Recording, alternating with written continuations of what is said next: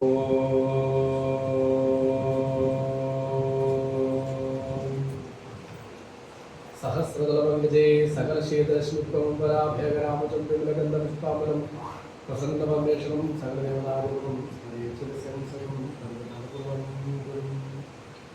शम्भुस्ताशसरस्मगण्डविलकोडीरचूडोजला विभ्राणाकरपङ्कजे कुलसुन्दशूलं कमानन्दनान् कुण्डस्य परमगुदा प्रणयायतरागं शिवा सर्वालङ्गमोदनां श्रीर्वां नित्यं शिवा. ഏവർക്കും പ്രണാമം. ഇന്നത്തെ വിഷയം ശാക്തേയമെന്നാണ്. അതിനെപ്പറ്റി ഇൻട്രൊഡ്യൂസ് ചെയ്തു.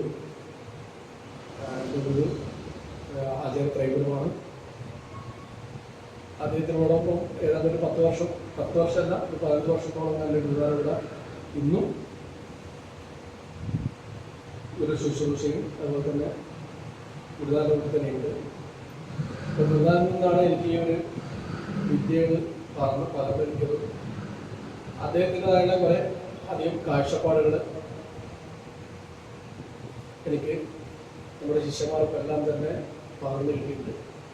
മറ്റുള്ള ശ്രീവിദ്യ സമ്പ്രദായത്തിൽ നിന്നും തികച്ചും വ്യത്യസ്തമായിട്ട് എൻ്റെ ഗുരുനാഥൻ ആചാര്യ ത്രൈപുരം കൗളമാർഗത്തിലാണ് അതിൻ്റെ കാര്യങ്ങൾ ചെയ്തു വരുന്നത്. കുറേയധികം ശ്രീവിദ്യ ഉപാസകന്മാർ, പ്രത്യേകിച്ച് രാമേശ്വരം മർമ്മത്തിനെ കുറേയധികം നിങ്ങൾക്ക് എല്ലാവർക്കും അറിയാം. ദേവശികാവിനിയായിട്ട് അതുപോലെ മാധവ്ജി, അതുപോലെ പ്രഗത്ഭമായ പല ബഹുമുഖ വ്യക്തിത്വങ്ങളും നമുക്ക് എല്ലാവർക്കും പരിചിതമായിട്ടുണ്ടാകും. പക്ഷെ ഇവിടെയുള്ള വ്യത്യാസം എന്താണെന്ന് വെച്ചാൽ, നമ്മുടെ കേരളത്തിൻ്റെ തനത് പാരമ്പര്യമായുള്ള കൗളമാർഗം, ആ കൗളമാർഗത്തിൽ ഊന്നിക്കൊണ്ടുള്ള പാരമ്പര്യ ക്രമത്തിനെ മനസ്സിലാക്കുകയും അതിൽ താന്ത്രികമായിട്ടുള്ള ശാസ്ത്രപ്രമാണത്തോടുകൂടിയുള്ള കാര്യങ്ങൾ നമ്മുടേതായുള്ള കുടുംബപരമായിട്ടുള്ള വിഷയങ്ങളിലേക്ക് ഊന്നി അതിലേക്ക് വേണ്ടുന്നതായിട്ടുള്ള നിർദ്ദേശങ്ങളും അതിന് വേണ്ടുന്നതായിട്ടുള്ള ശക്തിപ്പെടുത്തലുകളുമാണ് ഗുരുനാഥൻ കഴിഞ്ഞ ഒരു 30 വർഷത്തോളമായിട്ട് ഗുരുനാഥൻ ചെയ്തു വരുന്നത്. അപ്പം അതിൻ്റെതായിട്ടുള്ള ദീർഘവീക്ഷണവും അതിൻ്റെതായിട്ടുള്ള ജ്ഞാനോപദേശമൊക്കെ നമ്മുടെ ശിഷ്യന്മാർക്കും അതോടൊപ്പം തന്നെ പല കുടുംബങ്ങൾക്കും കാവുകൾക്കും എല്ലാം പ്രചോദിതമായിട്ടുണ്ട്. ഇപ്പം നേരത്തെ ആമുഖത്തിൽ പറഞ്ഞതുപോലെ ശാക്തേയം എന്നുള്ള വിഷയത്തിൽ നമ്മളെപ്പോഴും ഒരു നെറ്റിച്ചൊളിക്കുന്ന ഒരു കാര്യമാണ്. പ്രത്യേകിച്ച് മലബാർ, കണ്ണൂർ ഏരിയ ആണ് ഈ നീറ്റിലം എന്ന് പറയുന്നത്. ഇപ്പം എന്താ ശാക്തേയം ഉദ്ദേശിച്ചതല്ല ശക്തിയെ സംബന്ധിച്ചതെന്നുള്ള എല്ലാവർക്കും അറിയാം. പക്ഷെ ഇതിൻ്റെ പൂജാക്രമങ്ങളും അതിൻ്റെതായിട്ടുള്ള സംവിധാനങ്ങളെ കുറിച്ചൊക്കെ നമ്മൾ ഒന്ന് ഇറങ്ങിച്ചെല്ലുമ്പോൾ പ്രധാനപ്പെട്ട എന്താണ്, മദ്യമാംസാദികൾ, മത്സ്യം ഉപയോഗിക്കുക, മകാര പഞ്ചമകാരങ്ങൾ ഉപയോഗിച്ചുകൊണ്ടുള്ള ദ്രവ്യങ്ങൾ, ഇതൊക്കെയാണ് നമ്മളെ അലട്ടുന്ന ഒരു വിഷയം. ഇങ്ങനെ വെച്ചൊക്കെ പൂജ സംവിധാനം ചെയ്യാൻ പറ്റുന്നു, അതിലേക്കുള്ള സംവിധാനങ്ങൾ ചെയ്യുന്നു. അപ്പം ഇതിൽ നമ്മുടെ ഗുരുക്കന്മാർ, നിങ്ങൾ ഇവിടെ ഇരിക്കുന്ന കേരളത്തിലെ എല്ലാ ജനങ്ങൾക്കും ആ ഒരു ഗുരുപാരമ്പര്യം എവിടെന്ന എന്ന് വെച്ചാൽ ഒരു ശാക്തീകരണത്തിൽ. അതിന് പിന്നോട്ട് പോവുകയാണെങ്കിൽ ഇത് ഭാർഗവ ക്ഷേത്രമാണ്. നമ്മൾ സാധാരണ മഹാസങ്കല്പം എടുക്കുമ്പോൾ ചൊല്ലാറുണ്ട്, ജംബുദ്വീപേ ഭാരതവർഷേ ഭാർഗവ ക്ഷേത്രേ ദക്ഷിണദേശേ ഭാർഗവ ക്ഷേത്രേ എന്ന് പറഞ്ഞാണ് തുടങ്ങുക. ഭാർഗവ ക്ഷേത്രമാണ് ഈ കേരളത്തിൽ.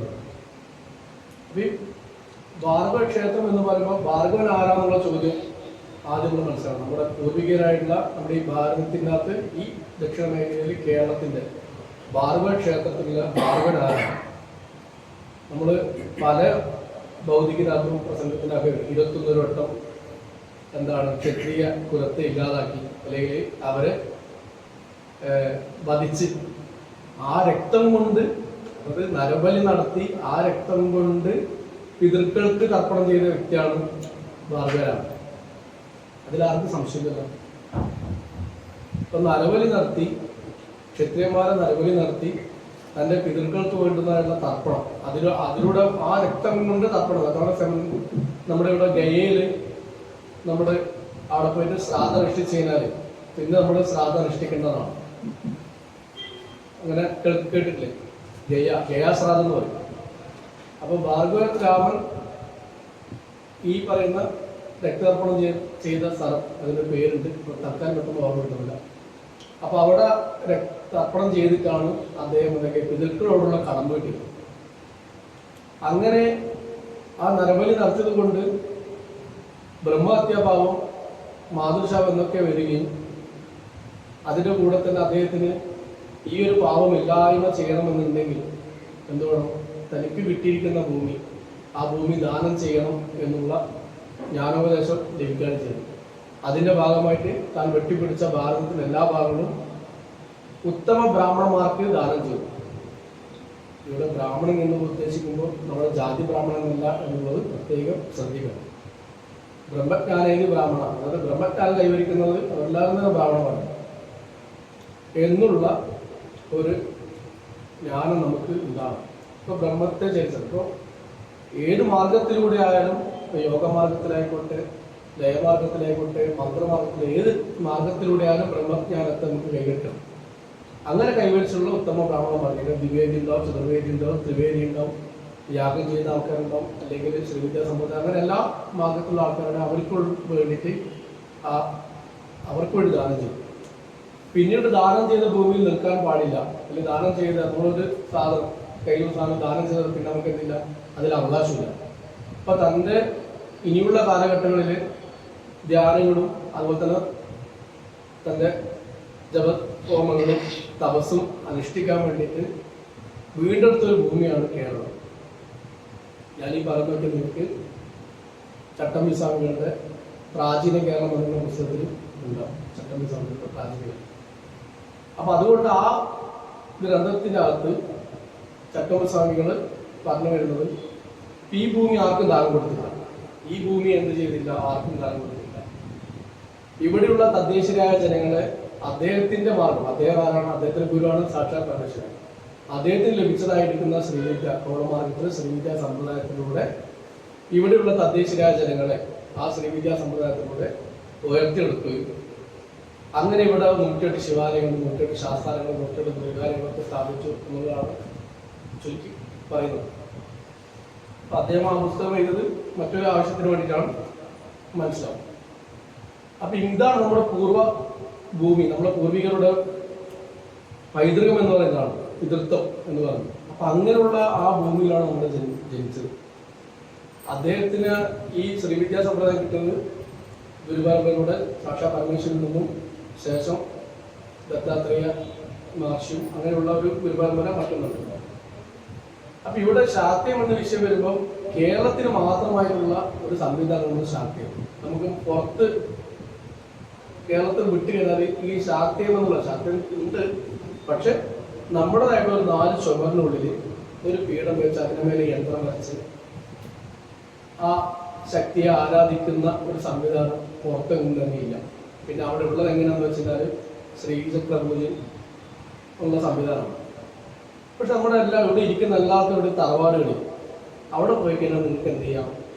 ഈ പറഞ്ഞ കൊട്ടിലൊക്കെ പണിഞ്ഞിരിക്കുക, തെക്കിനി വടക്കിനി എന്നൊക്കെയുള്ള സംവിധാനങ്ങളാണ്. ഇവിടെയാണ് നമ്മുടെ ശാക്ത്യം എന്നുള്ള വിഷയമുണ്ട്. ശാക്ത്യം എന്നുള്ള വാക്കുകൊണ്ട് നമുക്ക് പരിചിതമായിരിക്കുന്ന ഭാഗം ഇതാണ്. ഞാൻ നേരത്തെ പറഞ്ഞ തന്നെ നമ്മുടെ പൂർവികര് എന്ന് പറയുമ്പോൾ നമ്മുടെ ഗുരുക്കന്മാർ ആരാന്ന് ചോദിച്ചാൽ നമ്മുടെ വീടുകളിൽ, നമ്മുടെ തറവാടുകളിൽ നമുക്കൊരു മൺമറഞ്ഞ ഒരു ഗുരുവുണ്ട്. നമുക്ക് എല്ലാവരും അറിഞ്ഞിരിക്കും. ഈ ഗുരു എന്തായിട്ടുണ്ട്? ഇതേ പൂജ ചെയ്ത്, ശക്തി പൂജ ചെയ്ത്, ആ ശക്തി പൂജയിൽ നിന്ന് അദ്ദേഹത്തിൻ്റെതായിട്ടുള്ള മന്ത്രോപാസന ചെയ്ത് ആ മന്ത്രത്തിലൂടെ, ആ മന്ത്ര ചൈതന്യത്തിൽ ഈ പറഞ്ഞ ഗുരുക്കന്മാർ ലയിക്കുകയും അദ്ദേഹത്തിന് ഭൗതിക ശരീരം നമ്മുടെ തന്നെ തറവാടിലോ അല്ലെങ്കിൽ അതുമായി ബന്ധപ്പെട്ട് കിടക്കുന്ന കാവിലോ സമാധി ഇരുത്തുന്നതായിട്ട് നിങ്ങൾ കണ്ടില്ല. അതുകൊണ്ടുള്ള യോഗീശ്വരൻ ഗുരു എന്നുള്ള സങ്കല്പമാണ് വന്നിട്ടുണ്ടാകും. അപ്പൊ ഈ ഗുരു എന്താണ്? ഈ പറയുന്ന നേരത്തെ പറയുന്ന ശ്രീവിദ്യാ സമ്പ്രദായത്തിൽ തന്നെയുള്ള ശക്തി പൂജ ഉപാസന ചെയ്ത് ആ ഉപാസനയിൽ നിന്ന് തൻ്റെ ജീവൻ ആ ദേവതയിലേക്ക് ലയിപ്പിച്ചിട്ടാണ് എൻ്റെ സമാധിയാണ്. അപ്പോൾ ആ ദേവിയെ ഉപാസിച്ചതിൻ്റെ മന്ത്രചൈതന്യം അദ്ദേഹത്തോടൊപ്പം തന്നെ അദ്ദേഹത്തിന് പിൻഗാമികളായ നമ്മുടെ ഏവരിലും ഉണ്ട്. ഇല്ലാന്ന് ഒരിക്കലും പറയാൻ പറ്റില്ലല്ലോ. അദ്ദേഹത്തിന്റെ പിൻഗാമികളിലൊക്കെ നമുക്ക്. അപ്പൊ നമ്മുടെ രക്തത്തിൽ വന്നിട്ടുണ്ട്, അതേ മന്ത്രചൈതന്യമുണ്ട്, അദ്ദേഹത്തിന്റെ ജീവശക്തിയും നമ്മളിലുണ്ട്. അപ്പൊ നമ്മളിൽ ആ ജീവശക്തി നമ്മൾ ആ മന്ത്രചൈതന്യം ഉള്ളിടത്തോളം കാലം നമുക്ക് ഈ ദേവതയായിട്ട് ഒരു രക്തബന്ധമാണ് ഉള്ളത്. ഈ ശാക്തത്തിന്റെ പ്രധാനപ്പെട്ട എപ്പോഴും നമ്മൾ വിഷയം കാണുമ്പോൾ ഒരു കാര്യം എന്ന് പറഞ്ഞാൽ ഈ രക്തബന്ധമാണ്, ദേവതയുടെ രക്തബന്ധം. നിങ്ങൾക്ക് ഒരു കാരണവശാലും അത് അർത്ഥം മാറ്റാനാവില്ല. അപ്പൊ അതുകൊണ്ട് തന്നെ നിങ്ങൾ എവിടെ ഏതൊക്കെ മഹാക്ഷേത്രങ്ങളിൽ എങ്ങനെയൊക്കെ നിങ്ങൾ എന്തൊക്കെ വ്രതങ്ങൾ എന്തൊക്കെ എടുത്തു കഴിഞ്ഞാൽ ശരി, ഈ ശാക്തീയ വിഷയം എപ്പോഴും നിങ്ങൾക്ക് ഒരു അല്ലെങ്കിൽ ധർമ്മദേവത വിഷയം നിങ്ങൾക്ക് എപ്പോഴും ഒരു സൂചനയായിട്ട് എപ്പോഴും കാണാം. ഇവിടെ പറഞ്ഞിരിക്കുന്ന കാര്യം എന്ന് വെച്ചാൽ ഈ കൗള മാർഗത്തിൽ ഈ പറഞ്ഞ പഞ്ചമകാരങ്ങൾ ഉപയോഗിക്കുന്നു, ആ മാർഗത്തിലൂടെ ദേവി ഉപാസിക്കുന്നു. ഇതിന് ഒരു ഗുരുപാരമ്പര്യമുണ്ട്. ആ ഗുരുപാരമ്പര്യ ക്രമത്തിലൂടെ അദ്ദേഹം ആ പ്രസ്തുതമായുള്ള ശക്തി ഉപാസന അല്ലെങ്കിൽ ശാക്തീയമെന്നുള്ള പൂജ നമ്മൾ വീട്ടിൽ തറവാട് ചെയ്യുന്നു. അപ്പൊ ഇങ്ങനെ ചെയ്യുന്ന സമയത്ത് നമ്മൾ പൂജയിൽ പങ്കെടുക്കുന്ന സമയത്ത് നമ്മളിൽ ഉറങ്ങിക്കിടക്കുന്ന രക്തത്തിൽ അല്ലെങ്കിൽ ആ മന്ത്ര ചൈതന്യമാണ് ഉണരുന്നത്. ആ മന്ത്ര ചൈതന്യം ഉണരുമ്പോൾ മാത്രമേ നമ്മുടെ പ്രാണനിലേക്ക് അത് വളരെ ശക്തമായിട്ട് ഉണ്ടാവുകയും അതിനനുസരിച്ച് നമ്മൾ എവിടെയാണോ നമ്മുടെ ലക്ഷ്യം, നമുക്ക് ഓരോരുത്തർക്കും ഓരോരോ വാസന ഗുണത്തോടുള്ള ലക്ഷ്യങ്ങളുണ്ട്, പല പല കാര്യങ്ങൾ ചെയ്യാറുണ്ട്. ആ ചെയ്യുന്നതായുള്ള എല്ലാ കാര്യങ്ങൾക്കും പൂർണ്ണത വരണം എന്നുണ്ടെങ്കിൽ ഈ പറയുന്ന രീതിയിലുള്ള ശക്തി ആരാധനകളിൽ പങ്കെടുത്തേ പറ്റുകയുള്ളൂ. അല്ലെങ്കിൽ നമുക്ക് ഈ പ്രാണൻ എപ്പോഴും ഒരു പൂർണ്ണമാകാത്ത രീതിയിൽ നമ്മളിൽ തന്നെ കിടക്കും. അപ്പോൾ പറഞ്ഞു വരുന്നത് എന്താണെന്ന് വെച്ചാൽ ഈ പൂജ സംവിധാനം എന്നതിലുപരി ഇതൊരു സാധന മാർഗം കൂടിയാണ്. നമുക്ക് പല പല ആളുകളും പല പല മാർഗത്തിലൂടെ സഞ്ചരിക്കുന്ന ആളുകളായിരിക്കും. ഇപ്പം യോഗ ചെയ്യുന്നുണ്ടാവും, ചില ആളുകൾ നൃത്ത കലകളുമായിട്ട് ബന്ധപ്പെട്ട് പോകുന്നുണ്ടാവും, ചില ആളുകൾ ബ്രഹ്മകുമാരീസിന്റെ അല്ലെങ്കിൽ രാജയോഗത്തിൽ പോകുന്നുണ്ടാവും. ഇത് മന്ത്രയോഗമാണ്. അപ്പൊ നമുക്ക് മോക്ഷത്തിന് നമുക്ക് 4 മാർഗങ്ങളാണ് പാരമ്പര്യമായിട്ട് ഭാരത ദർശനങ്ങളിലുള്ളത്. ഇതിൽ ലയയോഗം, ഹഠയോഗം, മന്ത്രയോഗം, അതുപോലെ തന്നെ ഈ പറയുന്ന ഹഠയോഗം. 4 കാര്യങ്ങൾ: ലയയോഗം, മന്ത്രയോഗം, രാജയോഗം, പിന്നെ ഹഠയോഗം. ഈ ഹഠയോഗത്തിലാണ് നമ്മൾ ഈ പറയുന്ന യോഗശാസ്ത്രങ്ങളൊക്കെ പറയുന്നത്. ലയയോഗത്തിലാണ് സംഗീതാദി ശാസ്ത്രങ്ങളൊക്കെ പറയുന്നത്. രാജയോഗം എന്ന് പറയുന്നത് നമ്മളിപ്പോൾ നിങ്ങൾക്കിപ്പോൾ പ്രത്യക്ഷം കാണുമ്പോൾ ഇപ്പോൾ ക്രിയായോഗമൊക്കെ രാജയോഗത്തിന് ഭാഗമാണ്. മന്ത്രയോഗം എന്ന് പറയുന്നത് തന്ത്രമാണ്. അതിന്റെ ഭാഗമാണ് ഈ കാണുന്ന ക്ഷേത്രങ്ങളും കാവുകളും ഒക്കെ തന്നെ ഇതിന്റെ ഭാഗം. ഈ മന്ത്രയോഗത്തിന്റെ പ്രധാനപ്പെട്ടതാണ് ഞാൻ നേരത്തെ പറഞ്ഞ ശ്രീവിദ്യാ സമ്പ്രദായവും അതുമായി ബന്ധപ്പെട്ടിരിക്കുന്ന ഉപാസന പദ്ധതികളൊക്കെ ഉണ്ട്. അപ്പൊ നമ്മൾ പല പല മേഖലകളിലേക്ക് പോകുന്ന സമയത്ത് ഈ മന്ത്രയോഗത്തിലാണ് നമുക്ക് ഏറ്റവും കൂടുതൽ ഒരു ഇന്റിമേഷൻ ഉണ്ട്, അതായത് നമുക്ക് കൂടുതൽ അടുപ്പം ഈ മന്ത്രയോഗത്തിലാണ്. അപ്പൊ ഈ മന്ത്രയോഗത്തിന്റെ ഭാഗം തന്നെയാണ് നമ്മൾ വീട്ടിൽ ആചരിക്കുന്ന ശക്തി പൂജ. അപ്പൊ ഒരു ഉപാസന അല്ലെങ്കിൽ മോക്ഷത്തിനോട് നമ്മൾ പലതിനും കേൾക്കുന്ന സമയത്ത് നമുക്ക് ആദ്യം കൈവന്നിരിക്കുന്നത് മന്ത്രയോഗത്തിലുള്ള ഈ ശക്തി പൂജയാണെന്നുള്ള സത്യം നമ്മൾ മനസ്സിലാക്കുക. അപ്പം ഈ മന്ത്രയോഗത്തിലെ ശക്തി പൂജ ആ മന്ത്രജപത്തിനാണ് പ്രാധാന്യം. ആ മന്ത്രജപത്തിന് പ്രാധാന്യം ഉണ്ടാകുമ്പോൾ അതിനൊരു ഗുരുവാണ്. ആ ഗുരുവിൽ നിന്ന് ആ മന്ത്രോപദേശം സ്വീകരിക്കണം. അത് നമ്മൾ ജപിച്ച് മുന്നോട്ട് പോകണം. ഇനി അങ്ങനെ മുന്നോട്ട് പോകുന്ന സമയത്ത് തന്നെ അതിൻ്റെതായിട്ടുള്ള അനുഷ്ഠാനമാണ് സാധന.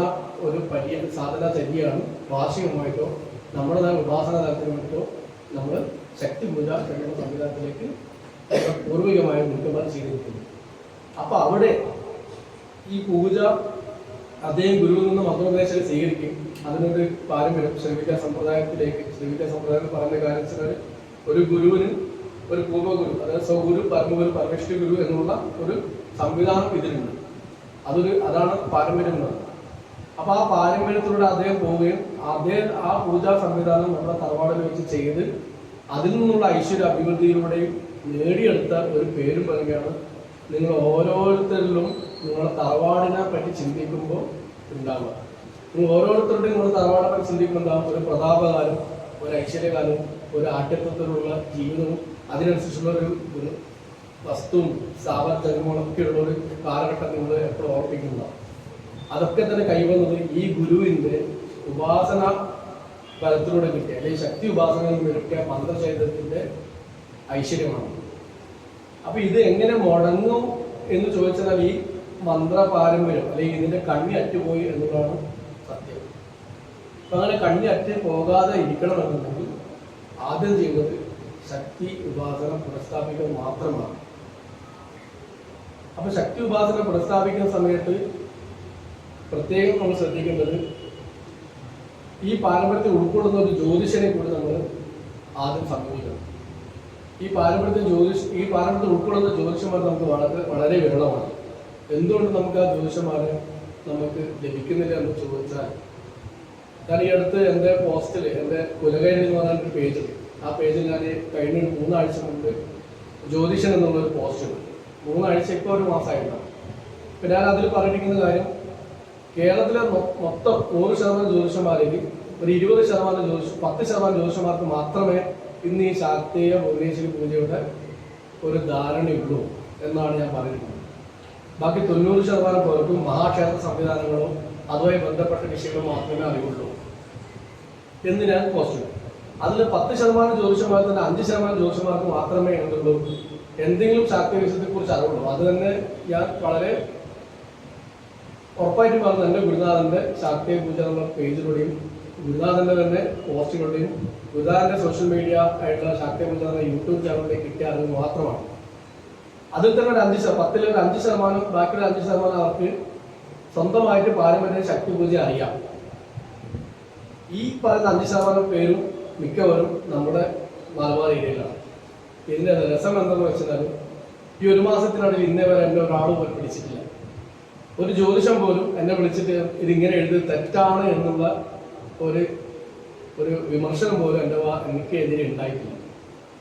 ഞാൻ ചിന്തിച്ചത് എന്താണെന്ന് വെച്ചാൽ, അത്രത്തോളം നമുക്ക് ഈ ശാക്തീയ വിഷയത്തെ കുറിച്ചുള്ള അറിവ് ജ്യോതിഷന്മാരിൽ നിന്ന്, അല്ലെങ്കിൽ ശാക്തീയം പറയുമല്ലോ, പക്ഷെ നമുക്ക് ഒരു സാധാരണപ്പെട്ട ഒരു കുടുംബത്തെ സംബന്ധിച്ചിടത്തോളം ശാക്തീയ വിഷയം ഉണ്ടെങ്കിൽ അതിനെ പരിഹരിക്കുക എന്നുള്ളതാണ് നമ്മുടെ ലക്ഷ്യം. പക്ഷെ നമ്മളൊരു പരിഹാരത്തിലേക്ക് വരുന്നില്ല.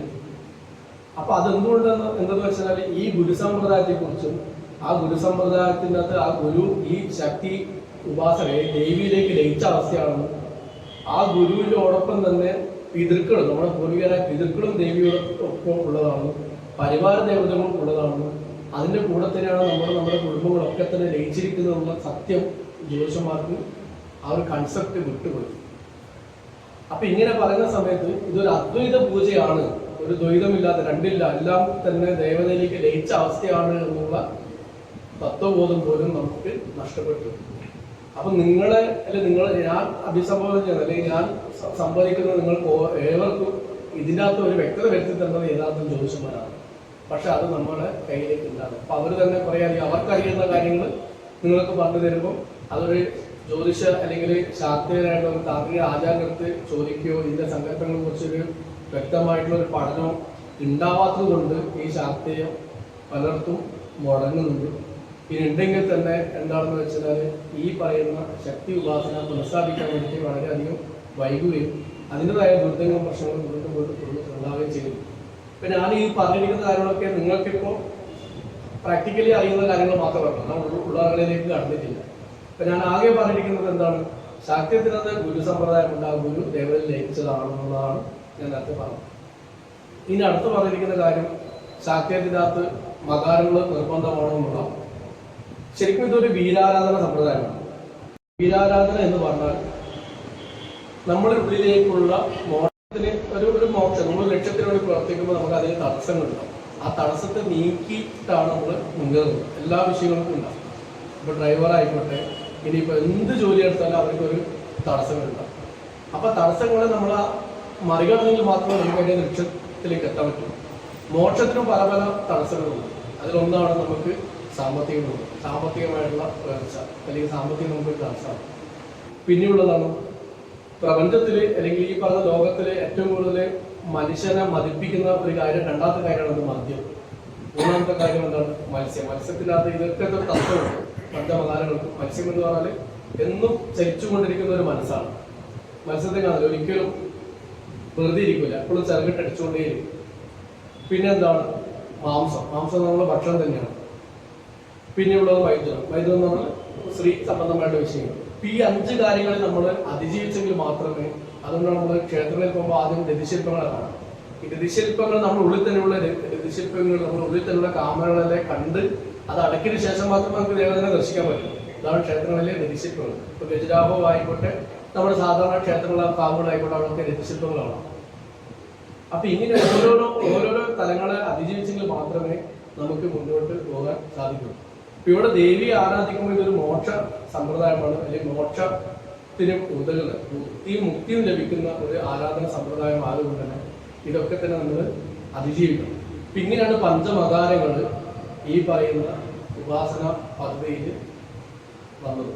ഇപ്പൊ വന്നതെന്ന് വെച്ചാൽ ഇത് നമ്മളാരും ഉണ്ടാക്കിയതല്ല, സാക്ഷാത് പരമേശ്വരിക്ക് തന്നെ മോക്ഷത്തിന് അല്ലെങ്കിൽ ഈ സംസ്കാരത്തെ നമ്മുടെ ഈ സംസാര സാഗരത്തിൽ നിന്ന് ഉയർത്താൻ വേണ്ടിയിട്ട് ഇത് സംസാര സാഗരത്തിൽ നിന്ന് നമ്മൾ വെട്ട് പിരിയാൻ വേണ്ടി എന്ത് ചെയ്യണം എന്ന് ചോദിച്ച ഉത്തരമായിട്ടാണ് ഈ പറഞ്ഞ ശാസ്ത്രം പറയുന്നത്.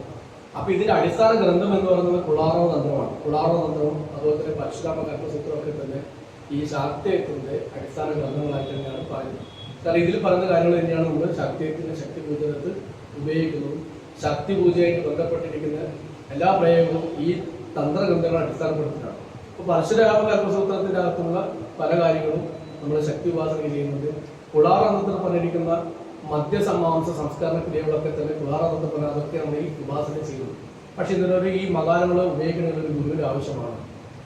അപ്പൊ പഞ്ചമകാരങ്ങൾ നമ്മൾ നിർബന്ധമായിട്ടും ശക്തി ഉപാസനയിൽ വേണം, എങ്കിൽ മാത്രമേ ദേവി ഉപാസിക്കാൻ സാധിക്കുള്ളൂ. എന്തെന്ന് വെച്ചാൽ ദേവി ഉപാസിക്കുന്ന ഒരാൾക്ക് മാത്രമേ സാധിക്കുള്ളൂ, സാക്ഷാത് പരമേശ്വരൻ. സാധാരണപ്പെട്ട ഒരാൾക്കും നമുക്ക് ഉപാസിക്കാൻ. അതുകൊണ്ട് ഉപാസന എന്ത് ചെയ്യണം? ആ ശിവതത്വത്തിലേക്ക് ഉയരണം. അങ്ങനെ ശിവതത്വത്തിൽ ഉയരണം എന്നുണ്ടെങ്കിൽ അദ്ദേഹം എന്ത് ചെയ്യണം? ഈ പറയുന്നതായിട്ടുള്ള ശുദ്ധാശുദ്ധ ഭേദങ്ങളും അതുപോലെ തന്നെയുള്ള വീര സ്വഭാവങ്ങളൊക്കെ നമ്മുടെ ഉള്ളിൽ ഉയരണം, ഭയം ഇല്ലാതാകണം.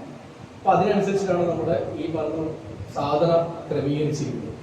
അപ്പൊ ഇങ്ങനെയുള്ള സാധന ക്രമീകരിച്ച പൂർവികരുടെ പിൻഗാമികളൊക്കെയാണ് നമ്മൾ എന്നുള്ള ബോധ്യം നമുക്ക് ഉണ്ടാവും. നമ്മളൊക്കെ തന്നെ നമ്മൾ ജന്മന തന്നെ ശാക്തന്മാരാണ് എന്നുള്ള ബോധം നമുക്ക് ഉണ്ടാവും. അപ്പൊ അങ്ങനെ ഉണ്ടാകുന്ന സമയത്താണ് നമ്മൾ ആ പാരമ്പര്യം നമ്മളിലേക്ക് എത്തുന്നത്. ആ പാരമ്പര്യത്തിലൂടെയാണ് നമ്മൾ എന്ത് ചെയ്യുന്നത്? ഈ പറയുന്ന ശക്തി ഉപാസനയും ഈ ശുദ്ധത്വമൊക്കെ നമ്മൾ മനസ്സിലാക്കുന്നത്. അപ്പൊ അങ്ങനെ ഈ ശിവതത്തിലേക്ക് ഉയർന്നു കഴിഞ്ഞാൽ പിന്നീട് ചെയ്യുന്ന മദ്യമാംസ സംസ്കരണ ക്രിയയും ആ മദ്യം നമ്മൾ പുറമേ നിന്നുണ്ടെന്ന് തന്നെ എടുത്ത് ഉപയോഗിക്കുന്നതല്ല, മാംസം എന്നുള്ള ഇറച്ചി കടന്ന് മേടിച്ച് കൊണ്ടുവരുന്നതല്ല, ഇതിനൊക്കെ തന്നെ ഓരോന്നതായ സംസ്കരണ ക്രിയയുണ്ട്. ഇപ്പൊ നമ്മൾ മുത്തപ്പൻ നമ്മൾ വെച്ചു കൊടുക്കുന്നു അല്ലേ? നമുക്കെല്ലാവരും വർഷങ്ങളെ മുത്തപ്പന് അറിയണം. മുത്തപ്പൻ നമ്മൾ കടയിൽ നിന്ന് മേടിച്ച് എന്ത് ചെയ്യുന്നു? കള്ള് മേടിച്ചു കൊടുക്കുന്നു, ഉണക്ക് ചുട്ടത് മേടിച്ചു കൊടുക്കുന്നു, വല്ല ഉണക്ക് മേടിച്ചു കൊടുക്കുന്നു, പയറ് മേടിക്കുന്നു, ഒക്കെ മേടിക്കുന്നു. പക്ഷെ മുത്തപ്പൻ എന്ത് ചെയ്യുന്നത്? അതിന് മുത്തപ്പൻ്റെതായുള്ള പടേണ്ടതായുള്ള ചില കർമ്മങ്ങൾ ചെയ്തതിനു ശേഷമാണ് മുത്തപ്പൻ ഉപയോഗിക്കുന്നത്. നേരിട്ടിട്ടെല്ലാം കണ്ടെടുത്ത് ഉപയോഗിക്കുന്നു മുത്തപ്പൻ. ശ്രദ്ധിച്ചിട്ടില്ലേ? അപ്പൊ എന്താ വെച്ചാൽ അത് ദേവതാധർമ്മമാക്കി, ദേവതയുടെ മന്ദസംസ്കരണമാക്കിയിട്ടാണ് മുത്തപ്പൻ സ്വീകരിക്കുന്നത്. എങ്കിൽ മാത്രമേ അത് ഉപയോഗിക്കാൻ യോഗ്യതയുള്ളൂ. അതേപോലെ മദ്യം എന്ത് ചെയ്യണം? മദ്യത്തിൻ്റെ അകത്ത് വിഷകലയും അതുപോലെ തന്നെ അതിന്റെ ശാപങ്ങളും ഇല്ലാതാക്കണം. മദ്യം പുറമേ നിന്ന് കൊണ്ടുവന്നതിനാൽ അതിന് വേണ്ടുന്ന മന്ത്രസംസ്കാരം നമ്മൾ ചെയ്യണം. അതിന് ഈ മദ്യം ഉണ്ടാക്കിയത് ഇപ്പോൾ നമ്മുടെ പുരാണത്തിൽ പറയുന്ന കാര്യം എന്ന് വെച്ചാൽ ശുക്രാചാര്യർ ആണ് മദ്യം ഉണ്ടാക്കിയെന്ന് പറഞ്ഞു. ആ ശുക്രാചാര്യർ ഉണ്ടാക്കിയ സമയത്ത് അത് ദേവന്മാർക്ക് കൊടുക്കുകയും ദേവന്മാർ അത് ഉപയോഗിച്ചിട്ട് ആത്മലസിച്ച് നിൽക്കുന്ന സമയത്ത് ശുക്രാചാര്യ ആ ആചാര്യത്തെ ബഹുമാനത്തോടുകൂടി നോക്കാത്ത സമയത്ത് ശപിക്കുകയാണ് ചെയ്യുന്നത്. അത് ശുക്രാചാര്യർ ദേവന്മാർ ശപിച്ചു, നിങ്ങളിത് കഴിക്കുന്നവർ നശിച്ചു പോട്ടെ എന്നാണ് ശുക്രാചാര്യർ ശപിക്കുന്നത്. അത് ഇത് ആര് മദ്യം കഴിച്ചാൽ ശപിച്ചു, ആ ശാപം കൊണ്ട് നമ്മൾ നശിക്കും, ഉറപ്പാണ്. ഇനി അതുപോലെ തന്നെ ഇതൊരു ഡിസ്റ്റിലേഷൻ പ്രോസസ് ആയതുകൊണ്ട്, അതായത് കെമിക്കൽ പ്രോസസ് ആയിട്ട് വിഷമുണ്ടാവും. നിങ്ങൾ ആ മദ്യത്തിന് ബോർഡിൽ നോക്കിയാൽ ടോക്സിക് ഉണ്ടാവും. എല്ലാ ഭക്ഷണത്തിലും ടോക്സിക് ഉണ്ടാവും. ടോക്സിക് ഇത്ര അളവുണ്ടെന്നുള്ള ഒരു എഴുത്ത് കാണും, ഇത്ര ശതമാനം ടോക്സിക് ആണ്. അപ്പൊ ഇതിനകത്ത് വിഷമുണ്ട്, ഇതിനകത്ത് ശാപമുണ്ട്. ഇതിന്റെ മന്ത്രം കൊണ്ടും അതുപോലെ തന്നെയുള്ള ഈ മുദ്ര കൊണ്ടുമാണ് ഇതിനെ ഇല്ലാതാക്കുന്നത്. ഇങ്ങനെ ഇല്ലാതാക്കിയ മദ്യം തന്നെയാണ് നമ്മൾ ശക്തി പൂജയിൽ ഉപയോഗിക്കുന്നത്. അങ്ങനെ ഇല്ലാതാക്കി അതിൻ്റെ അകത്ത് തന്നെ എന്താണ് ഈ പറയുന്ന 51 അക്ഷരങ്ങളും അതുപോലെ തന്നെ അഗ്നി സൂര്യ സോമകലകളും പിന്നെ നമ്മൾ പറയുന്നതായിട്ടുള്ള പല മന്ത്രങ്ങൾ എന്ന് പറഞ്ഞാൽ ശ്രീവിദ്യാ സമ്പ്രദായത്തിൽ ഗുരുപദേശപ്രകാരമുള്ള മന്ത്രങ്ങളൊക്കെ തന്നെ ദിവ്യ മന്ത്രങ്ങളൊക്കെ എന്നാണ് പറയുക. വിഷവൈദ്യത്തിൻ്റെതായിട്ടുള്ള മന്ത്രങ്ങളൊക്കെ തന്നെ ഇതിനകത്ത് ഉപയോഗിച്ചുകൊണ്ടാണ് ഇതിൻ്റെ അകത്ത് വിഷത്തിനെയും ഇതിൻ്റെ ശാപത്തെ ഇല്ലാതാക്കുന്നത്. ഇപ്പോൾ ശുക്രശാപത്തിനെ ഇല്ലാതാക്കാനുള്ള എന്താണ് ശാപമന്ത്രങ്ങൾ, ശാപമോചന മന്ത്രങ്ങളൊക്കെ ചൊല്ലിയിട്ടാണ് മദ്യം എടുക്കുന്നത്. ഈ മദ്യത്തിലെ ദേവിയാണ് ആവാഹിച്ചത്. ദേവി ആവാഹിച്ചത് മാംസമാട്ടെ നമ്മൾ പുറമെ നിന്ന് വിളിച്ചു കൊണ്ടുവരുന്ന മാംസമല്ല. ആരോഗ്യമുള്ള പുരുഷപ്രജയിലുള്ള അതിൻ്റെതായിട്ടുള്ള ജീവിതത്തിൽ അനുഭവിക്കേണ്ടതായിട്ടുള്ള ആനന്ദം അല്ലെങ്കിൽ പ്രജനനത്തിന് വേണ്ടുന്ന കാര്യങ്ങൾ ചെയ്തതിനു ശേഷമുള്ള ജന്തു മന്ത്രസംസ്കാരം ചെയ്ത് കഴുത്തിന് പിന്നിൽ നിന്ന് വെട്ടിയത്. ഈ 5 കാര്യങ്ങളോടുകൂടിയിട്ടാണ് ശക്തിപൂജയ്ക്ക് ഉപയോഗിക്കുന്നത്. അത് ആരോഗ്യമുള്ള എന്ന് പറയുമ്പോൾ നമ്മൾ ഒന്നെങ്കിലും വളർത്തിയത് അല്ലെങ്കിൽ വളർത്തുന്നത് മേടിച്ചത്. രണ്ടാമത് പുരുഷ പ്രജയുള്ളതായിരിക്കണം നിർബന്ധമായിട്ട്, സ്ത്രീ പ്രജയുള്ളത് ആകാൻ വേണ്ടി പാടില്ല. മൂന്നാമത് എന്താണ്, ആ ജീവിക്ക് വേണ്ടുന്നതായിട്ടുള്ള പ്രജനനം, അതായത് ദാമ്പത്യം നമ്മൾ പറയുന്ന അതിന്റെ പ്രജനനത്തിന് ആവശ്യമുള്ള അത് എന്താണ് ഇണചേർന്നതായിരിക്കണം. നാലാമത് അത് മന്ത്രസംസ്കാരം ചെയ്തതായിരിക്കണം. അഞ്ചാമത് അതിനെ കഴുത്തുനിന്ന് പിന്നിൽ നിന്ന്, അതായത് നേരിട്ട് സ്പൈറൽ കോഡ് വെട്ടിയെടുത്തതായിരിക്കണം. ഈ 5 കാര്യമാണ് നമ്മൾ മാംസത്തിന് ശ്രദ്ധിക്കുന്നത്. അപ്പൊ ഈ മാംസം ഈ രീതിയിലെടുത്ത് അതാണ് നമ്മൾ കൂവുന്ന പൂവൻകോഴി എന്ന് പറയില്ലേ, കൂവിത്തൊണ്ടിന് പൂവൻകോഴിയാണ് പൂജക്ക് എടുക്കുക. അപ്പൊ ആ കൂവിത്തൊണ്ടിന് പൂവൻകോഴി എന്ന് പറയുന്നത് എന്താണ് അർത്ഥം വെച്ചാൽ അത് പ്രജനനത്തിന് യോഗ്യമായതും അത് ഇണചേർന്നതായിരിക്കും, അതിന്റെ പുരുഷപ്രജയുള്ളതായിരിക്കും. അപ്പൊ ഇങ്ങനെയുള്ള ജന്തുവിനെ എന്താണ് മന്ത്രസംസ്കാരം ചെയ്ത് കഴുത്തിന് പിന്നിൽ വെട്ടി അതിന്റെ മാംസം എടുക്കണം എന്നാണ് പറയുന്നത്. അപ്പൊ ഇങ്ങനെ എടുക്കുന്ന സമയത്ത് മന്ത്രസംസ്കാരം ചെയ്യുന്നു. അത് ചെയ്യുന്ന സമയത്ത് നമ്മളിൽ എന്താണ് ഒരു ബോധം ഉണ്ടാകുന്നത്, എന്താണ് ആത്മാവ് ശാശ്വതമായതാണ്. മറ്റെന്താണ് ജീവൻ അല്ലെങ്കിൽ ശരീരം എന്താണ് നശിക്കേണ്ടതാണ്. ഇവിടെയാണ് ഗീതയിലെ സാഖ്യയോഗത്തിലുള്ള പ്രധാനപ്പെട്ട ഭാഗങ്ങളൊക്കെ വരുന്നത്. നമ്മളൊരു ബലി ചെയ്യുന്ന സമയത്ത് കൃഷ്ണൻ അർജുനോട് പറഞ്ഞിരിക്കുന്നതായിട്ടുള്ള സാഖ്യയോഗത്തിലുള്ള കാര്യമാണ് നമ്മൾ ബോധമായിട്ട് വരുന്നത്. നൈനം ചിതന്തി ശസ്ത്രാണി നൈനം ദരതി പാവക എന്നുള്ള തത്വം ഇവിടെ മനസ്സിലാക്കിക്കൊണ്ടാണ് നമ്മൾ മുന്നേറുന്നത്. നമ്മൾ ആത്മാവ് നശ്വരമാണ് അനശ്വരമാണെന്ന് പറയുമ്പോൾ അതിന്റെ പ്രാക്ടിക്കൽ വശം കിടക്കുന്ന എവിടെയാണ്? ഈ ബലിയിലാണ്. ഈ ബലിയില്ലാതെ നമുക്കിതൊരിക്കലും നമുക്ക് പ്രാക്ടിക്കൽ കിട്ടില്ല. എവിടെന്നെങ്കിലും പ്രാക്ടിക്കൽ കിട്ടുമോ? ബലി ചെയ്യുമ്പോഴാണ് നമുക്കത് ഉള്ളിലേക്ക് ഓർക്കുന്നത്. എന്താണ്? ധർമ്മഹിംസ, അഹിംസോ പരമോധർമ്മ ധർമ്മഹിംസ തദൈവച എന്നുള്ള ആ ഒരു ആപ്തവാക്യം നമ്മൾക്ക് ഉറക്കുന്നത് ബലി ചെയ്യുമ്പോഴാണ്. ഈ ബലി ചെയ്യാതെ നമുക്കിത് വെറും വാക്യം മാത്രമാണ്, ഒരു സിദ്ധാന്തം മാത്രം. ബലി ചെയ്യുമ്പോൾ മാത്രമേ നമുക്ക് ഈ ആത്മബോധം ആത്മതത്വം നമ്മളിലേക്ക് ഉറക്കുകയുള്ളൂ. അതുകൊണ്ട് അവിടെയാണ് വീരത്വം ഉള്ളത്. അങ്ങനെ വീരാരാധന ചെയ്യുന്ന ആളുകൾ ബലി ചെയ്യുമ്പോൾ അവിടെ ഉറക്കുന്നത് ഈ ഒരു തത്വമില്ല. അങ്ങനെയുള്ള മാംസം എടുത്തിട്ട് എന്ത് ചെയ്യുന്നു? ദേവി പൂജയിലേക്ക് എടുക്കുന്നു. അവിടെ വീണ്ടും മന്ത്രസംസ്കാരം ചെയ്യുന്നു. അവിടെ ശിവനെ ആവാഹിച്ചു. ഇപ്പൊ ശിവനും ശക്തിയും കൂടി എന്താണ് ഈ പൂജയിലേക്ക് തർപ്പണത്തോടുകൂടിയാണ് പൂജ ആരംഭിക്കുന്നത്. അപ്പോൾ ഇതിനകത്ത് മദ്യ മാംസം വേണമെന്ന് വെച്ചാൽ നിർബന്ധമായിട്ടും വേണം. എങ്കിൽ മാത്രമേ ഇങ്ങനെ ചെയ്യുന്ന ഉപാസന മാത്രമേ ശിവതത്വം ഉണ്ടാവും, അല്ലെങ്കിൽ ശിവതത്വത്തിലേക്ക് ഉയരുകയുള്ളൂ. മദ്യമാംസമൊന്നും ഇല്ലെങ്കിൽ അവന് ശിവതത്വം ഇല്ല. ശിവതത്വം ഇല്ലാത്തവൻ ദേവിയെ പൂജിക്കാൻ അർഹനല്ല. അപ്പൊ അവിടെ എന്തല്ല ശക്തി പൂജ, നമ്മുടെ പൂർവികമായ രീതിയിൽ ശക്തി പൂജ നടക്കുന്നില്ല എന്ന് നമ്മൾ ചിന്തിച്ചോളൂ. കാരണം മറ്റുള്ള എല്ലാ സംവിധാനങ്ങൾക്കും നമുക്ക് എന്താണ് ദക്ഷിണാചാരത്തിലോ പൂജ ചെയ്യാം. അത് 16 ഉപചാരത്തോടുകൂടി ശക്തി പൂജ ചെയ്യാം, അല്ല ദേവി പൂജ ചെയ്യാം. പക്ഷെ ശക്തി പൂജ എന്ന 64 ഉപചാരമാണ്, ചതുഷ്ഷഷ്ടി ഉപചാരമായിട്ടാണ്. അപ്പം ഈ പറയുന്ന പൂജ ഈ ഒരു ആത്മബോധത്തോടുകൂടി ഈ ഒരു ശിവതത്വത്തോടുകൂടി ഉയർന്ന് ഇരിക്കുന്ന ശിവം ഭൂക്ത ശിവം യജ എന്നുള്ള രീതിയിൽ തത്വത്തിലേക്ക് കൊണ്ടുപോകണം ശക്തി പൂജ ചെയ്യാൻ വേണ്ടി. അങ്ങനെ ചെയ്യുന്ന സമയത്ത് പിന്നെ എന്താണ് പീഠം, ഈ പീഠത്തിലേക്ക് ദേവിനെ ആവാഹിച്ചിരിക്കുന്ന സമയത്ത് പീഠത്തിനൊരു സങ്കല്പമുണ്ട്. പഞ്ചപ്രേതാസനാസികയായിട്ടാണ് ദേവി ഇരിക്കുന്നത്. ഈ പഞ്ചപ്രേതാസന എന്ന് പറയുന്നത് എന്താണ്? സൃഷ്ടിസ്ഥിതി സംഹാരം ലയനം അനുഗ്രഹം. ഇത് നമ്മളിലുള്ള കാര്യങ്ങളാണ്. ഇത് പ്രപഞ്ചത്തിന്റെ തത്വമാണ്. അതേപോലെ നമ്മളിലുണ്ട്. നിങ്ങളിപ്പോ ഓരോരോ കർമ്മമേഖലയിലുള്ള ആളുകളായിരിക്കും. എല്ലാവർക്കും നിങ്ങൾക്ക് സൃഷ്ടി ചെയ്യാൻ കഴിവ് വേണം, അല്ലേ? എല്ലാവർക്കും സ്ഥിതി നമ്മൾ വെറും ഒരു തത്വത്തെ ഉണ്ടാക്കിയാൽ മാത്രം. ഇപ്പോൾ നമ്മുടെ കുട്ടികൾ വരക്കാൻ അറിയുന്നതായിരിക്കും. ചിലപ്പോൾ ഒരു അഡ്വക്കേറ്റ് ആണെങ്കിൽ അഡ്വക്കേറ്റിന് എന്തായാലും ചില ഭാവനകൾ ഉണ്ടാവണം, എങ്കിൽ മാത്രമേ മുന്നോട്ട് പോകുള്ളൂ. അത് സൃഷ്ടികർമ്മം വേണം. അത് ഉണ്ടാക്കിയാൽ മാത്രം പോലെ അത് നിലനിർത്തണം. അത് നിലനിർത്തിയാലും ചിലപ്പോൾ നമ്മൾ എന്തെങ്കിലും ആ നിലനിർത്തിക്കൊണ്ട് ഒരു ശക്തിയെ നിലനിർത്തുന്ന സമയത്ത് സ്വാഭാവികമായിട്ട് എതിർക്കപ്പെടേണ്ടി വരും. നമ്മളോട് ഇങ്ങോട്ട് വിമർശനം ഉണ്ടോ, അതിന് നമ്മൾ സംഹരിക്കണം. സംഹരിച്ചു കഴിഞ്ഞാൽ നമ്മൾ പൂർണ്ണമായിട്ടൊരു സംഹരണമല്ല, അതായത് പൂർണ്ണമായിട്ട് അകത്ത് നിർത്തുകയല്ല, അവർ വീണ്ടും നമ്മളോട് കൂട്ടിച്ചേർക്കേണ്ട ഒരു ലയനമാണ്. വീണ്ടും ഈ പറയുന്ന കാര്യങ്ങൾ സൃഷ്ടിക്കാൻ പറ്റുന്ന വീണ്ടും ഒരു അനുഗ്രഹമാണ്. ഇതൊക്കെ നമ്മളിൽ നടക്കുന്ന കാര്യങ്ങളാണ്. പ്രപഞ്ചത്തിൽ നടക്കുന്ന എല്ലാ കാര്യങ്ങളും നമ്മളിൽ നടക്കുന്നു. അതുകൊണ്ട് ഈ പഞ്ചകൃത്യങ്ങൾ നമ്മളിൽ നടക്കുന്നു. ആ നടത്താൻ വേണ്ടിയിട്ടുള്ള ശക്തി തരുന്നതാരാണ്? ഈ ഭഗവതിയാണ്. അപ്പോൾ ശക്തി പൂജ ചെയ്യുമ്പോൾ പീഠത്തിന്റെ തത്വം അതാണ്. എന്താണ് ഈ പറഞ്ഞ ഞാനിപ്പോൾ ഇവിടെ ഇരിക്കുന്ന കസാല, ഈ കസാല ഇരിക്കുമ്പോൾ ദേവിന്റെ ഒരു പീഠമായി സങ്കല്പിച്ചാൽ ദേവി പലകര മേലെ ഇരിക്കുന്ന സമയത്ത് ഇവിടെ എന്താ ബ്രഹ്മാവാണ്, ഇത് വിഷ്ണുവാണ്, പിന്നെ രുദ്രനാണ്, ഈശ്വരനാണ്, പലക സദാശിവനാണ്.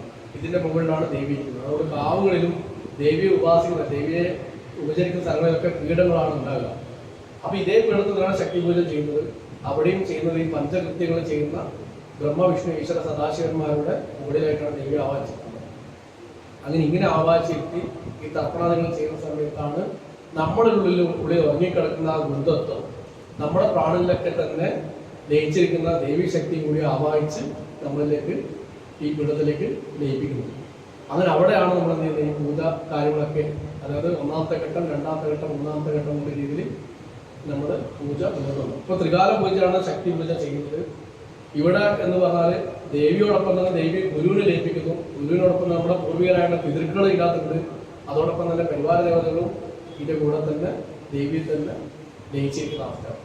അങ്ങനെ ദേവിയെ ശക്തിപ്പെടുത്തിയിട്ടാണ് ആ ദേവിയുടെ പ്രസാദം നമ്മൾ സ്വീകരിക്കുന്നതോടുകൂടിയിട്ടുണ്ടായി നമ്മൾ ഇതുവരെ ഉണ്ടായിട്ടുള്ള എനർജി ലെവൽ 110 ഡിഗ്രി ആണെങ്കിൽ പൂജ കഴിയുന്നതോടുകൂടിയിട്ട് ഒരു 210 ഡിഗ്രി അല്ല 110 വോൾട്ട് ആണെങ്കിൽ അതൊരു 210 ആക്കിയിട്ട് അല്ലേ, നമ്മളിപ്പോൾ ഉള്ള എല്ലാ കാര്യവും പറക്കണമെങ്കിൽ 210 വോൾട്ട് വേണം അല്ലേ, 220 220 അല്ലെ 220 വോൾട്ട് വേണം. ഈ 110 അതിന് കുറവാണെങ്കിൽ നമുക്ക് ഇതൊന്നും വർക്ക് ചെയ്യില്ല. അതുപോലെ നമ്മൾ ഓരോ പ്രവർത്തനങ്ങൾ ചെയ്തുകൊണ്ടിരിക്കുന്ന സമയത്ത് എന്ത് ചെയ്യണം, നമ്മുടെ ചാർജ് കുറയും. ഈ ചാർജ് കൂട്ടാനാണ് വാർഷികമായിട്ട് നമ്മൾ ശക്തി പൂജ ചെയ്യുന്നു. ആ ശക്തി പൂജയിൽ നിന്നാണ് ഈ പ്രസാദങ്ങളൊക്കെ സ്വീകരിക്കുന്ന സമയത്ത് നമ്മളെ പ്രാണനില് നമ്മൾ പൂർവികനായുള്ള ഗുരുവിൽ നിന്ന് കിട്ടിയിരിക്കുന്ന ആ മന്ത്രസ്പന്ദനം കുറഞ്ഞതില്ല, നമ്മുടെ പൂജയിൽ പങ്കെടുത്ത് വീണ്ടും കൂട്ടിയിട്ട് നമുക്ക് ഫിക്സ് ചെയ്യണം. അവിടെ ശക്തി പൂജയ്ക്ക് ആ പേരുള്ള ശക്തി പൂജ. അങ്ങനെ 220 ഫുൾ ചാർജോടുകൂടി വരുന്ന ആളുകൾക്കും ആ തലമുറക്കും മാത്രമേ നമ്മൾ എന്താണോ ആയി തീരേണ്ടത് അതായി നമ്മൾ തീരുകയുള്ളൂ. പിന്നെ അത് മാത്രമല്ല, ഈ തറവാടിലെ ഈ ശക്തി പൂജ മാത്രമല്ല, ഈ തറവാടിൽ നിന്നുള്ള കുടുംബങ്ങൾ മാത്രമല്ല, ആ തറവാടിൽ ബന്ധപ്പെട്ട് കിടക്കുന്ന കാവുകളുണ്ട്. അതായത് ഓരോ ഗ്രാമത്തിനകത്ത് ഒരു ഗ്രാമദേവതയുണ്ട്. ഈ ഗ്രാമദേവതയ്ക്ക് ചുറ്റുമുള്ള അല്ലെങ്കിൽ ഗ്രാമദേവതയ്ക്ക് പ്രധാനപ്പെട്ട അവകാശികളായുള്ള എല്ലാ തറവാടുകളും ശക്തി ആരാധനയുണ്ട്. ഉത്സവത്തിന് മുന്നേ ഈ ശക്തി ആരാധന നടത്തിയിട്ട് മാത്രമേ ഈ പറഞ്ഞ കാവിൽ ഉത്സവം തുടങ്ങുള്ളൂ. അപ്പോൾ ഗ്രാമദേവതയിൽ ഇരിക്കുന്ന ദേവതയുടെ ശക്തി യഥാർത്ഥത്തിൽ എവിടെ നിന്നാണ് വരുന്നത്?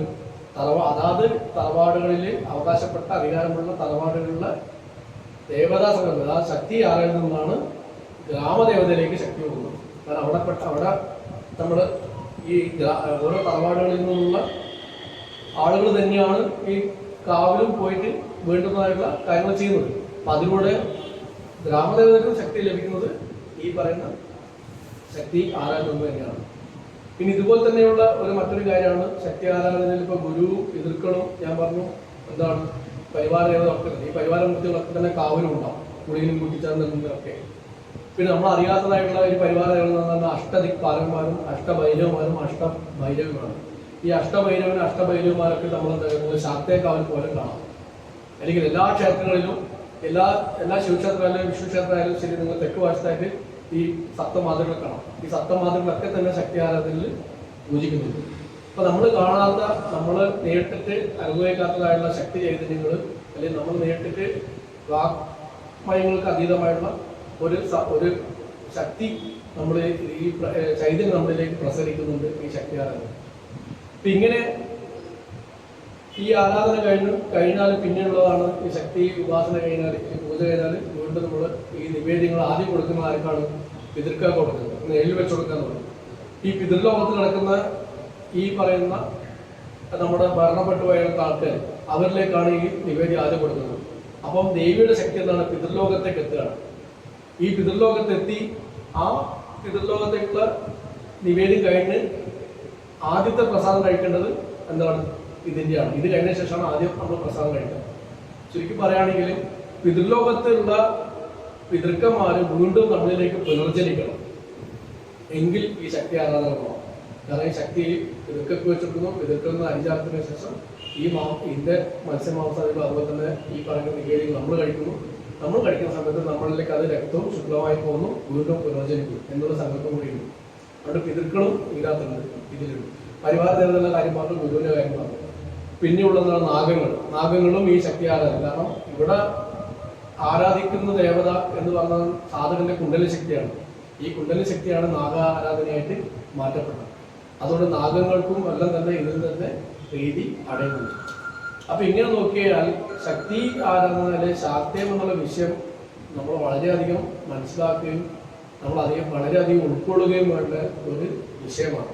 തറവാടുകളിൽ ശക്തി ആരാധന മുടങ്ങിക്കഴിഞ്ഞാൽ അതിൻ്റെതായുള്ള പ്രശ്നങ്ങൾ ഒന്ന് ഗുരുവിൻ്റെ ആയിട്ടുള്ള കോപം, രണ്ട് പിതൃക്കളുടെ കോപം, മൂന്നാമത് എന്താണ് ഈ പറഞ്ഞ പരിവാര ദേവന്റെ കോപം, പിന്നെ നാഗത്തിന്റെ കോപം, ഇതൊക്കെ തന്നെ തറവാടുകളിൽ അങ്ങനെ തളം കെട്ടി നിൽക്കും ഈ ശക്തി ആരാധന മുടങ്ങുക. പക്ഷെ നമ്മൾ എന്ത് ചെയ്യും എന്തെന്ന് വെച്ചാൽ ഈ ശക്തി ആരാധന നടത്താതെ നമ്മൾ ഓരോന്നിനും പ്രത്യേകം പൂജ ചെയ്ത് പോവുകയാണ് ചെയ്യുന്നത്. അങ്ങനെയാണ് അധികത്തും പരിഹാരമായിട്ട് വരുന്നത്. ഇപ്പൊ നാഗത്തിന് നമ്മൾ വേളശ്ശേരി പോകും, ഈ പറഞ്ഞ ഗുരുവിന്റെ ഇതിനോട് ചിലപ്പോൾ രാജരാജേശ്വരത്ത് പോകും, പരിവാരമൂർത്തികൾക്ക് വേണ്ടത് പ്രത്യേകം കുടിയുടെ സ്ഥാനങ്ങൾക്കൊക്കെ പോകും. ഇതൊക്കെ ചെയ്യുന്ന സമയത്ത് യഥാർത്ഥത്തിൽ നടക്കേണ്ടതാണ് ശക്തി പൂജ. ശക്തി പൂജ ഇതിനൊക്കെ പരിഹാരം. പക്ഷെ ഇത് നമ്മൾ നടത്താൻ വേണ്ടിയിട്ടും ഇതിനെ ഉൾക്കൊള്ളാനുള്ള ഒരു കാര്യങ്ങളും നമ്മൾ ചെയ്യുന്നില്ല. അപ്പോൾ ശാക്തീയം എന്നുള്ള വിഷയം നമ്മുടെ നട്ടല്ലാണ്. നമ്മൾ ഏത് ധർമ്മത്തെ രക്ഷിച്ചാൽ നമ്മൾ ധർമ്മ രക്ഷതി രക്ഷിതാനാണ്. ഏത് ധർമ്മത്തെ രക്ഷിച്ചാലാണോ നമ്മളെ രക്ഷിക്കുന്നത്? കേരളത്തിലെ ജനങ്ങളായിട്ട് നമ്മളെല്ലാം മനസ്സിലാക്കുന്നത് നമ്മുടെ ധർമ്മം എന്താണ്? ആദ്യത്തെ ധർമ്മം എന്താണ്? ശക്തി ആരാധന. അതായത് എങ്ങനെയാണോ നമ്മൾ കർക്കിടവാവിന് പിതൃക്കൾക്ക് വേണ്ടിയിട്ട് പ്രത്യേക ദിവസം ലീവാക്കി, ഗവൺമെന്റ് ലീവാണ്, അങ്ങനെ നമ്മൾ ധർമ്മത്തിന്റെ ഭാഗമായിട്ടാണ് പിതൃക്കൾക്ക് ശ്രാദ്ധം കിട്ടുന്നത്. അതേപോലെ നമ്മൾ മനസ്സിലാക്കുന്നതിനാണ് നമ്മൾ ധർമ്മത്തിന്റെ വഴി പൂജയല്ല, നമ്മൾ ധർമ്മത്തിന്റെ ഭാഗമായിട്ട് ആണ് ഈ ദൈവ ആരാധന നമ്മൾ നടത്തുന്നത്. നമ്മുടെ ധർമ്മമാണ്. ഈ ധർമ്മത്തെ നമ്മൾ രക്ഷിച്ചാൽ ഈ ധർമ്മം നമ്മളെ തിരിച്ച് രക്ഷിക്കും. അപ്പൊ നമ്മുടെ ഭക്ഷണക്രമങ്ങളും നമ്മുടെ ജീവിത രീതിയൊക്കെ തന്നെ വന്നത് ഈ പറഞ്ഞ ശക്തി ആരാധനയിൽ നിന്നാണ്. നമ്മുടെ കാവ്യ ഉത്സവങ്ങൾ വന്നതും ഈ ഒരു ശക്തി ആരാധനന്റെ സ്രോതസ്സിൽ നിന്ന് തന്നെയാണ്. ഇപ്പം ഇതിൽ തന്നെയാണ് നമ്മുടെ കുട്ടികളും നമ്മുടെ വരുന്ന തലമുറയൊക്കെ മനസ്സിലാക്കി മുന്നോട്ട് പോകുന്നത്. അപ്പൊ ഇങ്ങനെ നോക്കുകയാണെങ്കിൽ ഈ ഒരു സംവിധാനത്തിന് കുറേയധികം തെറ്റിദ്ധാരണകളുണ്ട്, കുറേയധികം മാറ്റി നിർത്തപ്പെടലുകളുണ്ട്. അപ്പൊ അതിനുള്ള കുറെ സംശയങ്ങൾ നമുക്ക് ഉണ്ടാവും. ആ സംശയങ്ങളൊക്കെ നമുക്ക് ഞാനിങ്ങനെ പറഞ്ഞു പോകുമ്പോൾ കുറച്ച് പേർക്ക് ഒരു ബോറടിക്കും. ഒരു 40 മിനിറ്റ് നമ്മൾ സാധാരണ ഒരു സ്കൂളിൽ പീരീഡ് എന്ന് പറഞ്ഞാൽ 40 മിനിറ്റാണ്. 40 മിനിറ്റ് നമുക്ക് ഒരു എന്തെങ്കിലും കാര്യത്തിൽ സ്റ്റോർ ചെയ്തൊക്കെ ഉണ്ട്. ഇപ്പൊ 40 മിനിറ്റ്. ഇപ്പൊ 40 മിനിറ്റിനോട് നമുക്ക് എന്തൊക്കെ തൽക്കാലം നമുക്ക് ഒന്ന് പ്രസംഗിക്കാം. ശേഷം നമുക്കിനൊരു ചോദ്യോത്തരങ്ങളിലേക്ക് കിടക്കാം. എന്തെങ്കിലും ചോദ്യങ്ങളുടെ ചോദിക്കാം.